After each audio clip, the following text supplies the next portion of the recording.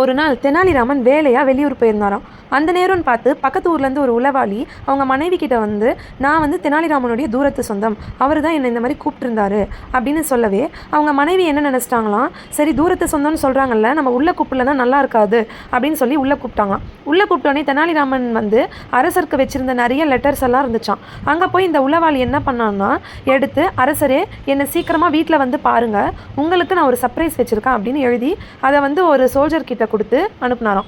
இதை பார்த்த உடனே அந்த அரசருக்கு ஒரே கோபம் வந்துச்சான். எப்படி இவன் வந்து நம்மளை வீட்டுக்கு கூப்பிட்றான், இவனுக்கு என்ன அவ்வளோ திமிரு அப்படின்னு சொல்லிட்டு ஒரு குதிரையில் ஏறி நேராக தெனாலிராமன் வீட்டுக்கு வராராம்.